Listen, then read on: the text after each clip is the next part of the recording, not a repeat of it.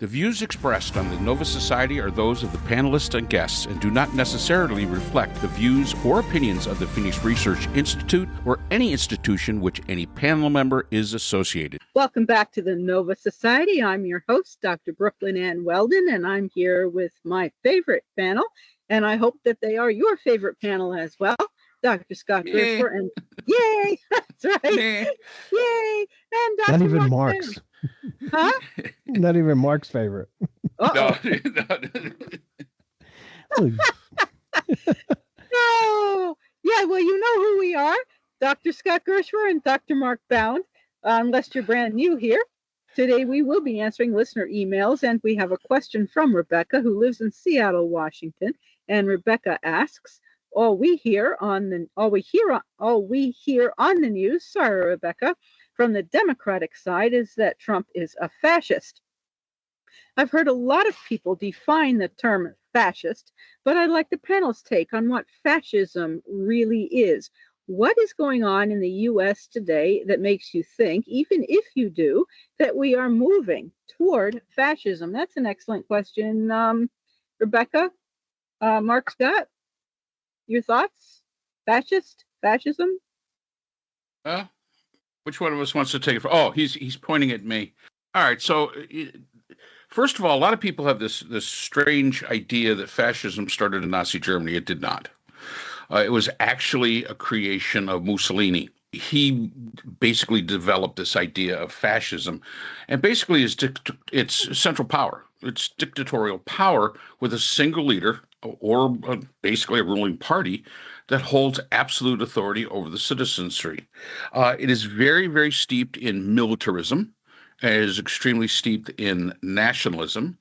And, of course, the state will then promote an aggressive, I guess, national pride and often glorifies military strength. That's the idea of how they get people to, sign into this idea of this really ultra nationalism idea. There is suppression of the opposition. Political dissent generally is silenced, such as the press. There's a lot of censorship, and there's a lot of intimidation and violence. And it's basically all based around conformity. So if you think of the idea of groupthink as opposed to group consensus, which is what democracy is, this is an example of groupthink. Basically, to be part of the group, you've got to think like the group. And if you're not, you're going to be ostracized from it. And they usually have a lot of propaganda. And, again, the Nazis used that very well. They used it very well with Goebbels. But they want to control the media, such as they're doing in places like Hungary, such as they do in North Korea, such as they do in Russia and China, and we're beginning to see that happen here. So that's kind of the napkin view of what fascism is. So now the question is do you think that's happening here? I guess that would be the real question. But that is what fascism is. A lot of people have no idea what it is. They look at Hitler and they say, oh, that's fascism. And they look at some of these things and they say, oh, that's fascism. That's really not. Actually, it really was Mussolini, and that started this movement. As a matter of fact, fascism is based off an Italian word, and it really does. It promotes conformity. It promotes group think. As I say, if you wish to be part of the group, you have to conform to the group, and that's basically all there is to it. Scott, did I miss anything? Yeah, well, a couple of things. For one thing, it wasn't the idea of the fasces is a bundle. It goes back to Aesop's fables. It's a bundle of sticks, right? And the idea there is that you could take one stick and break it, but you can't take a bundle of sticks and break them.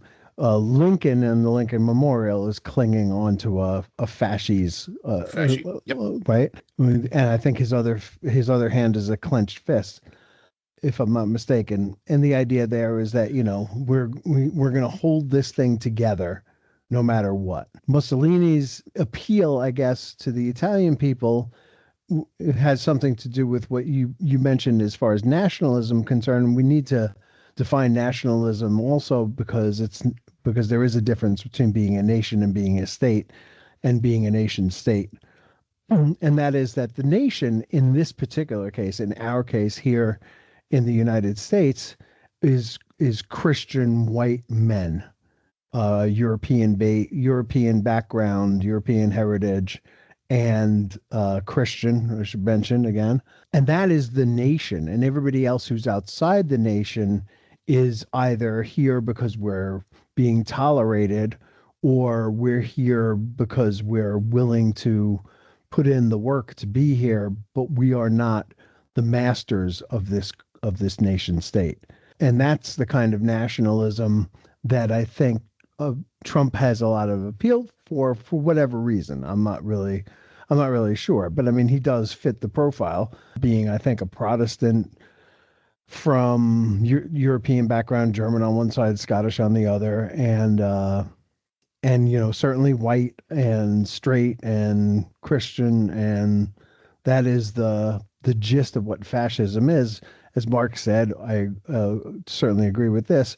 There's a militaristic element to it. One of the dimensions is power. And I think that appeals to a lot of young men in this country.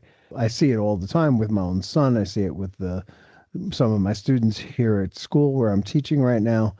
And the shows of strength and discipline and the willingness to sacrifice and feel pain and all of these things sort of contribute to it, and everybody else is weak and muddled together, sort of not pure. And it's only these pure people that have the right to lead, that have the right to be Americans, and everybody else is here at their favor.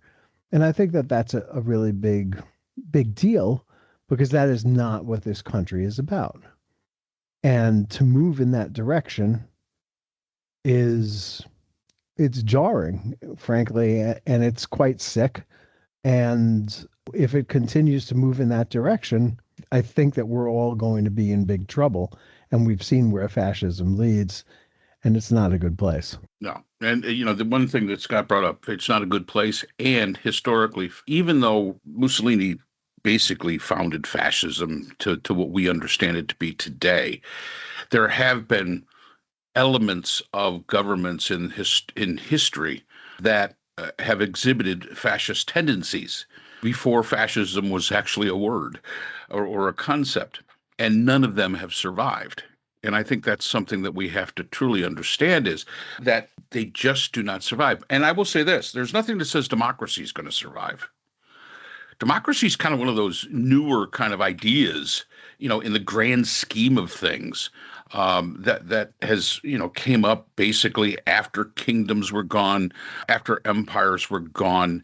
And democracy, although there were elements of it in the 19th century, basically that's a full-blown, the way we understand it, it's a 20th century, maybe late 19th century ideology. You can point to the American experiment back in the 1700s and say, yep, there it was. But that was not the norm. That was not the normal way things were done as far as how nation states were run. Yes, you had Parliament in England, but then again, you had the king. And there was an interesting dynamic there that went on that we would not recognize today. If we had that kind of, where there was a parliament and a central power such as a king, as they had in George III's time, we wouldn't recognize it. This would be totally foreign to us. This is not like presidents or anything like this. It's a bit different. But when we talk about democracy as we understand it today, and I'm going to take the leap and say that true democracy that we understand, that was embraced by so many nations as opposed to prior to, really was after World War I. The Kaiser was gone, the Tsar was gone. England's Parliament took a bit more of an active participation in the government. The king's power was basically as a figurehead, perfectly fine, and this is where it really started. So the jury's still out on how long democracy will last. We could look back to the ancient Greeks and say, well, they were a democracy. Well, some of them were. Everybody seems to think all the ancient Greeks were democratic principled. Spartans weren't. They're militaristic. They maybe had more ideology of a fascist leaning although they didn't understand what that was back then. But I mean, democracy is very fragile, and I think we're beginning to see that today. So, what is going on in the U.S. that makes me think that we're moving toward fascism?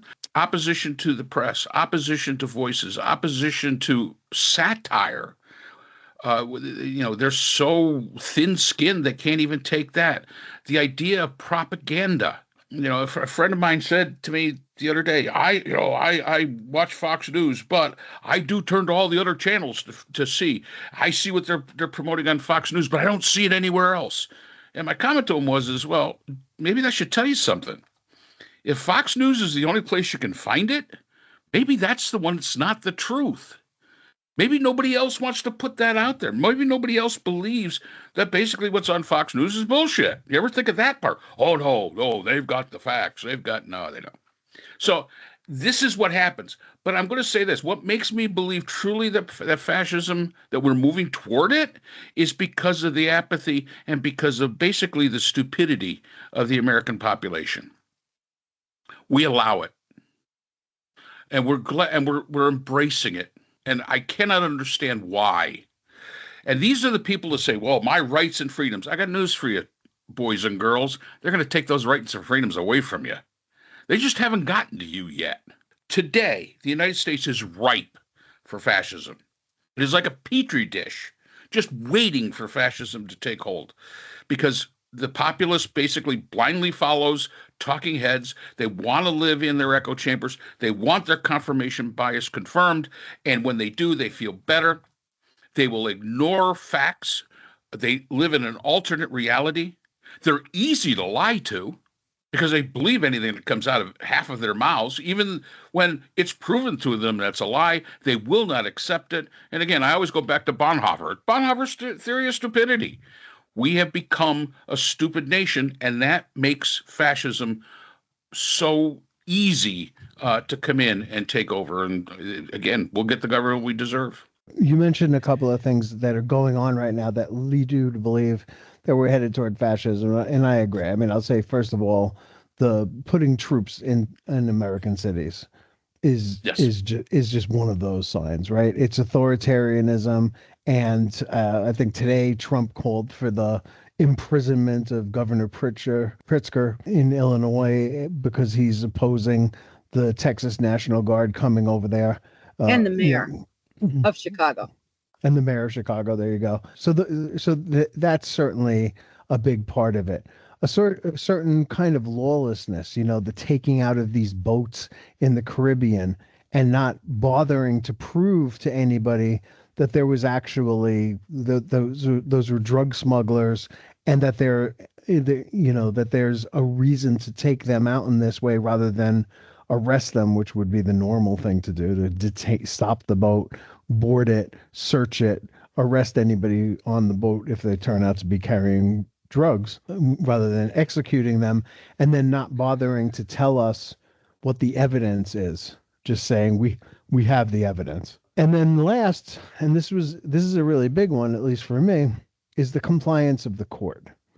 And the courts have done a really good job, I think, of putting a check on Trump. I read the other day that 95% of the rulings of federal judges have gone against Trump. But the Supreme Court of the United States has reversed 95% of those cases in the shadow docket, which is not a full-blown investigation into the merits of the case one way or another, but rather a quick sort of holding action to say, no, go ahead and do this. We're going to look at this, but we don't have time to look at it now. But in the meantime, go ahead and do what you're doing. And that's what I think is going on in the courts right now. And I've been trying to find a reason for that to be happening. And I remember we had this conversation, I don't know when it was, months ago, it seems, where we said that the courts are being a good block. But now these cases are hitting the Supreme Court, and rather than sitting down and taking the time to hash them all out together on the Supreme Court, they're simply doing 6-3 rulings to keep the thing going while it's going, And we'll get to the bigger picture later on. And as I was telling Brooke before we started recording, I was really curious as to why the court is doing this. Why are we being so compliant and ruling in favor of Trump 95% of the time? And it seems a number of scholars have come up with this idea that John Roberts wants to build up a really, really good record of the Supreme Court ruling in favor of Trump, so that when they don't rule in favor of him, they can say, look, you can't say this is unfair. We've ruled with you 95% of the time, but this is a bridge too far. We can't go here. And that also John Roberts is trying to avoid the big constitutional crisis, which is when the Supreme Court makes a ruling and Trump says, no, I'm not going to follow that ruling. And now the ball's in your court to how you're going to stop me from doing what I want to do. And he doesn't want that day to come because it undermines the court. And John Roberts, being an institutionalist, wants to preserve the integrity of the court and not have it challenged in that way. And so he's accommodating Trump now with the idea that later on he may not be so accommodating, but there's not going to be any reason for Trump to whine about it because he has been so accommodating up until this point. Well, Roberts is forgetting that Pence went along with everything that Trump wanted until it came time to certify. And then it became hang Mike Pence. And that a person when dealing with a malignant narcissist and a person such as Trump with his other personality disorder issues, and now what certainly looks like dementia or oncoming dementia, disagreement at any time is too much, one time too many. Yeah. And I think that taking the stand, I think it's past time to have taken any kind of stand. But for the Supreme Court to be agreeing is setting up a pattern of agreement, and it's I think Roberts is making a very serious mistake. And as far as fascism goes, where you were saying about the things that bother you, I keep going back to the UN and Trump, and when he was speaking to the generals, and that Pete Hegseth, that awful speech, Trump complaining about the escalator and complaining about that nobody could hear. Trump was complaining that nobody could hear him. The auditorium was silent. Well, yeah, because everyone is wearing headphones for their immediate interpretation. Right. Instantaneous interpreter. The teleprompter was from the White House, and all this stuff, and Trump wants investigations, and he wants firing, and he wants this, and this is the UN. Trump doesn't control the UN, and on and on and on, and it to me that is representative of someone whose mentality is seriously awry, for someone who is, I would say that he is a fascist. And I did find an article, by the way, from the Department of Sociology, the University of Wisconsin in Whitewater, published in 2025. It's called Fascism, American Style Toward a Sociology of the Fascist Movement. I downloaded it, and according to the author, who is a Ronald J. Berger, in the first Trump administration, only while people said that Trump was authoritarian and he had fascist proclivities, only one person, fascism scholars, 5 historians, 2 political scientists, and a philosopher, were asked whether Trump was a fascist, and 7 of the 8 did not think so. But one, historian Robert Paxton, said that Trump's increasing endorsement of violence, remarks about roughing up protesters at rallies, lock her up chants about Hillary Clinton, support of white militia groups prone to violence, was getting him close to crossing the line. But that Trump was being at that time distinguished between a fascist regime and the fascist social and political movement, which was represented by Trumpism, which is also known as Make America Great Again. So this was during Trump 1. And then Berger goes on to discuss the second Trump administration. And also during Trump 2, apparently Trump's face is being hung, like portraits or photographs or big blow-ups of Trump's face is being hung on the sides of buildings in DC. And that mirrors what one sees in North Korea, for example, of the dictators. So, I think that if we're certainly moving in that direction, and Trump is certainly has fascist tendencies if he's not already a fascist. I mean, what do you both feel? Is he, Trump, a fascist or only moving in that direction? Oh, I think he's a fascist. I think that if he had the chance to be the dictator of America, he would take it in a heartbeat. He is there, and I don't like. I'm not a psychologist, so I don't know anything about malignant narcissism. But whatever it is that he has, I will tell you this. I saw that UN speech and I said, man, nobody can embarrass us more than this. And then he went and talked to the generals with Pete Hegseth and he embarrassed us even more. It was a ridiculous. Then he went to the Navy and he talked to those guys and he was even worse. And I'm like, what, how much lower can he get? In the Navy thing, he actually claimed that he spotted Osama bin Laden a year before 9/11 and called Pete Hegseth about it. Pete Hegseth was like a teenager at the time. I mean, he's completely round the bend.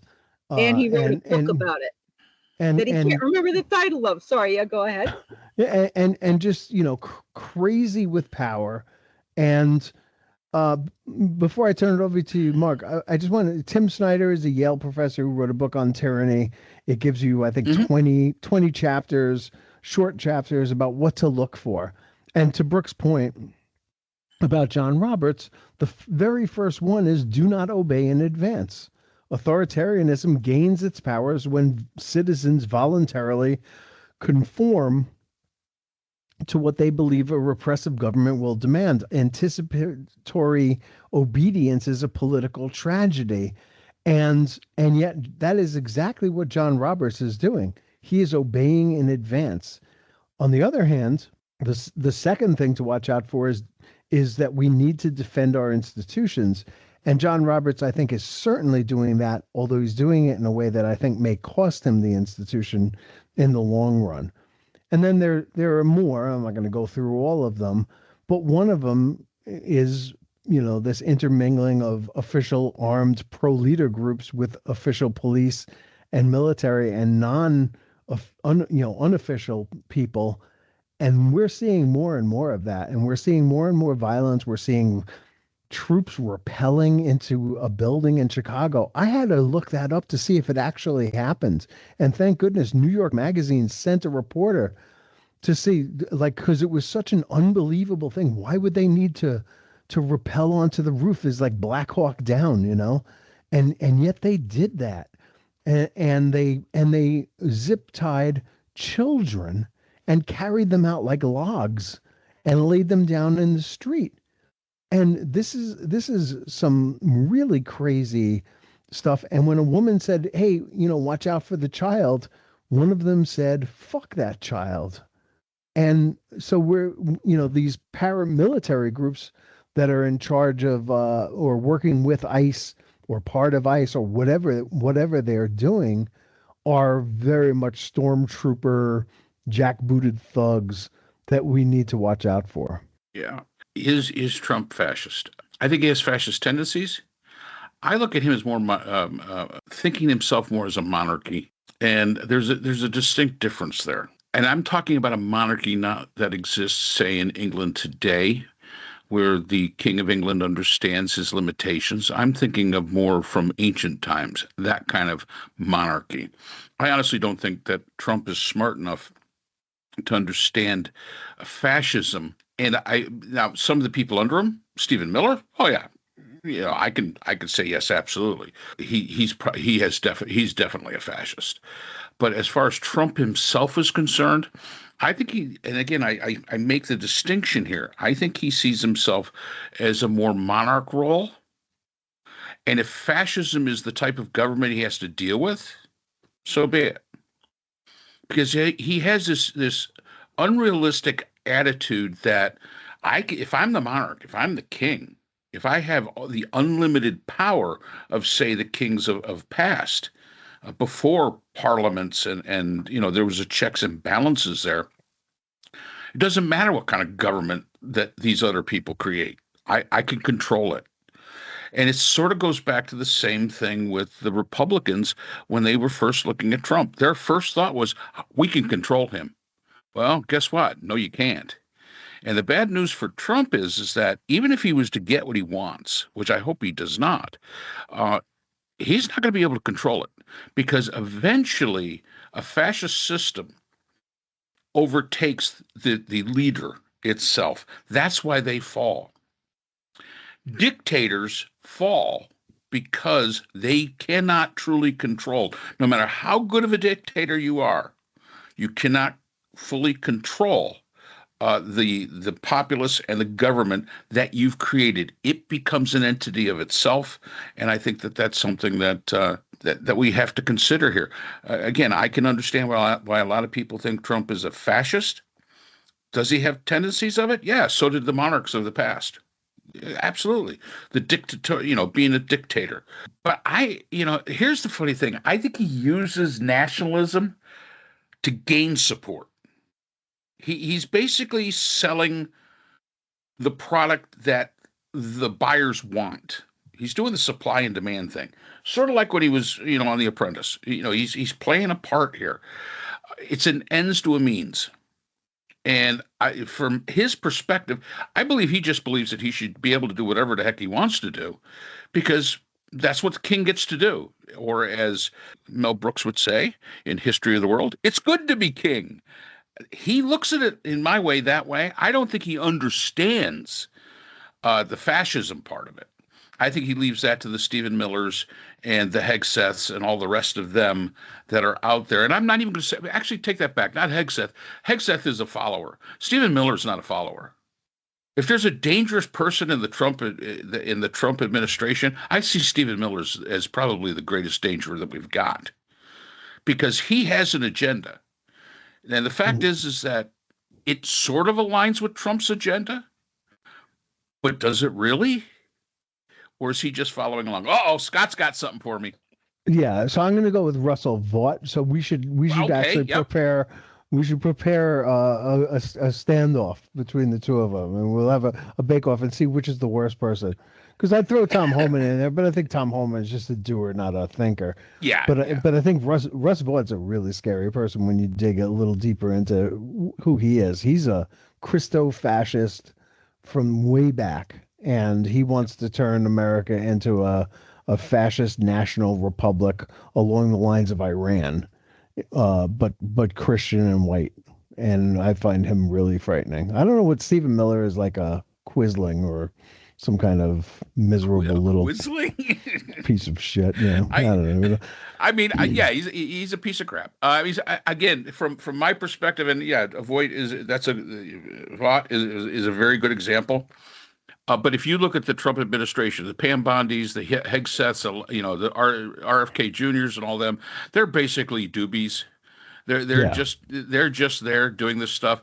But I think people like Stephen Miller, is another one. Those are the ones you really have to worry about, because here's the bad news. For all as terrible human beings that they both are, and they are both horrible human beings, they're so much more smarter than Donald Trump. And he is too ignorant to figure out what's going on in the background. That's where, as I was saying, it'll get away from him. Because he's going to underestimate, because he underestimates everybody. Because remember, there's nobody as smart as he is. Nobody has the best words that he's got. Nobody's as bigly as he is. Nobody is as, all these things. He is the best of the best. He is the alpha male. He is the epitome of manhood and Americanism, and just the greatest thing since sliced bread. and he underestimates. And I think those two, I'll have to talk to Scott about what he meant by quisling. I really do. I think that those that two means are a the traitor. two. He's got to be really, huh? Oh, a quisling is a traitor. That was. Well, no, yeah, well, But Yeah, actually, I think I don't think I was thinking of Quisling. I think I was thinking there was the kind of like ghetto Jew that would like prey on other Jews. oh yeah, Ste- yeah. that's what Stephen Miller is. Stephen Miller is has betrayed his own race. He's betraying the people that he came up with. You know, he was asked where he grew up, and they said, "Yeah, how did somebody who grew up in Santa Monica uh, get the views that you have?" And he said, "Please, it's Saint Monica." He wouldn't even give him the Santa. So that's what Stephen Miller is. As far as Bondi is concerned, you mentioned her. There were two moments in the that I thought was so fascinating yesterday in the hearing. She clearly came with a booklet of canned remarks for each senator that she was going to face, and she was flipping through the book while she was talking to them. And at one point, when she was asked about the $50,000 that Tom Holman took in a paper bag, and what happened to the 50,000, has he returned it yet? Did the FBI retrieve it when did they arrest him? You know, we don't. There's a lot we don't know about that whole thing. And she just kept saying, "I wish you cared about your state more as much as you hate Donald Trump," and kept repeating the line, "It was investigated by the FBI." And then she turned the page, I guess. And then she said, "Agent and DOJ representative."